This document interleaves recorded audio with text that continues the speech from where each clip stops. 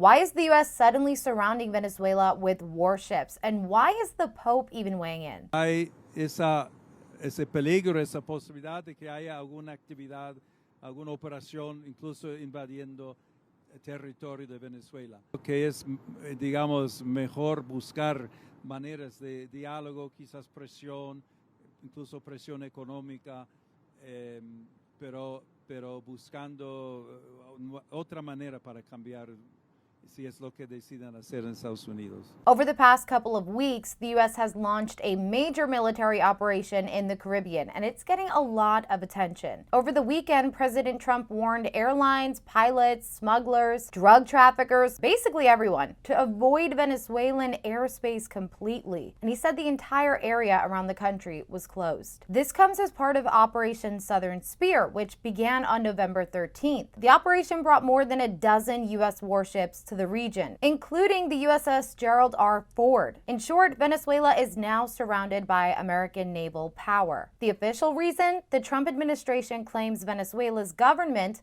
under Nicolás Maduro allows narco-terrorist groups like Tren de Aragua to ship drugs into the U.S. So at Trump's final cabinet meeting of the year, he and Secretary of War Pete Hegseth argued that this operation is about destroying cartel boats, stopping drug trafficking, and reversing what they say was a weak approach under the Biden administration. And then it's getting after and going after narco-terrorists and designated terrorist organizations in our own hemisphere. As I've said, and I'll say again, we've only just begun striking narco boats and putting narco-terrorists at the bottom of the ocean because they've been poisoning the American people.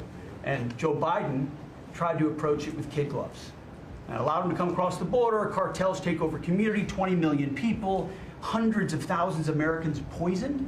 And President Trump said, no, we're taking the gloves off. We're taking the fight to these designated terror organizations, and it's exactly what we're doing. So we're stopping the drugs, we're striking the boats, we're defeating narco-terrorists, and we're standing... And you may say one thing, that drugs coming in through the sea by sea are down 91%. And I don't know who the 9% is. I'm not sure either, sir. But down 91% by sea. We've had a bit of a pause because it's hard to find boats to strike right now, which is the entire point, right? Deterrence has to matter, not arrest and hand over and then do it again, the rinse and repeat approach of previous administrations.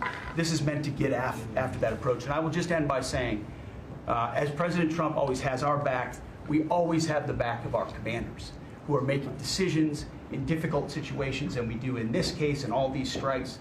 They're making judgment calls and ensuring that they defend the American people. They've done the right things. We'll keep doing that, and we have their backs, Mr. President. Good job. Thank you very much. Howard? Over the weekend, Trump confirmed that in a November 21st phone call, he spoke to President Maduro but did not go into further detail. The New York Times reported that you had a phone call with Maduro. Did you?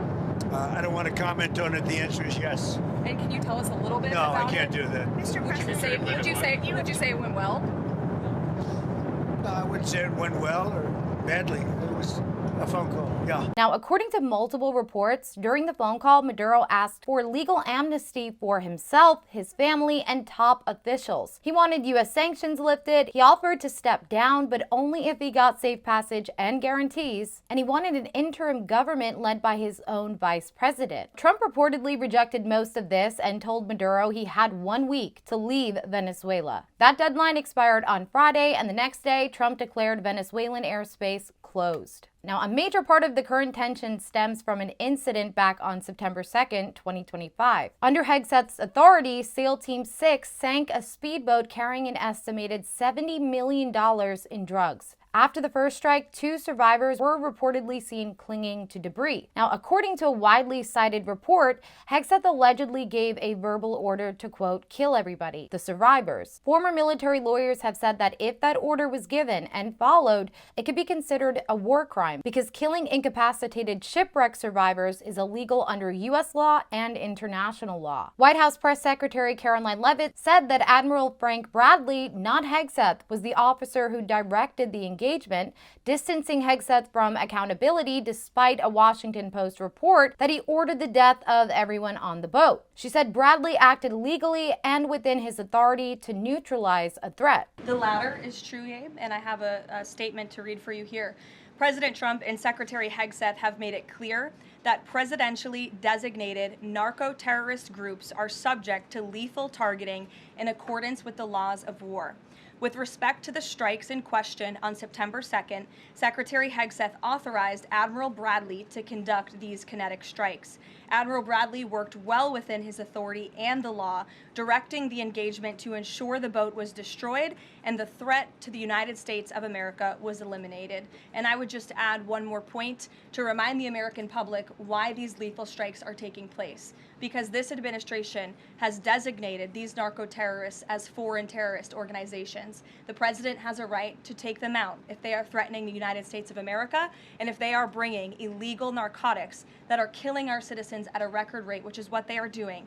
And under the previous administration, there was enough fentanyl trafficked into our country to kill every American man, woman, and child many times over. And so that's why you've seen a drastic difference in this administration's policy with respect to the last, and it's one of the many reasons the American public re-elected this president and support this Secretary of War in conducting these strikes. Hegseth has defended the overall campaign and called Bradley, quote, an American hero. Publicly, he's denied giving an illegal order and says reports about the, quote, kill everybody command are, quote, fake news. Hegseth showed his support for Bradley in a post on Monday, saying, quote, and let me be very clear, killing shipwreck survivors is a war crime. The Pentagon's own Department of Defense law manual on the law of war literally says that, quote, orders to fire upon the shipwreck will be clearly illegal. Now, lawmakers from both parties, they want more transparency. Many point out that if survivors were intentionally killed, it could clearly violate the laws of war. Representative Ted Lieu straight up called these strikes a war crime.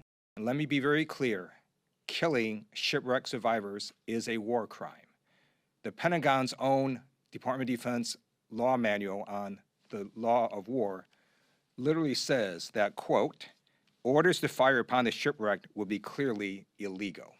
Armed Services Committee Chairman Senator Roger Wicker says he expects to review full audio and video of the strike and wants to know whether survivors were killed. We're going to conduct oversight, and we're going to try to get to the facts. And to the extent that we're able to see videos and see what the orders were, we'll have a lot more information other than just news reports. So that's what we're going to do, and it's our function. I've spoken to the Chairman of the Joint Chiefs of Staff. I've spoken to the Secretary of Defense, and we'll be speaking to the admiral that was in charge of the operation. And House Speaker Mike Johnson says Congress has the right to see the evidence, but won't prejudge the situation. We're going to have to look at that. I'm sure Congress has a right to look at it. I don't know how much of the tape should be released because I'm not sure how much is sensitive with regard to national security and all that. I haven't had a chance to review it, so I'm not going to prejudge it. But I will say that, you know, it's not an unprecedented thing. One of the things I was reminded of this morning is that under Barack Obama, President Obama, he had, I think, over 550 drone strikes on people who were targeted as enemies of the country, and nobody ever questioned it, okay? And secondary strikes are not unusual. It has to happen if a mission is going to be completed. A month after the strike, Bradley was promoted from Commander of Joint Special Operations Command to Commander of U.S. Special Operations Command. He's expected to provide a classified briefing to lawmakers overseeing the military on Thursday.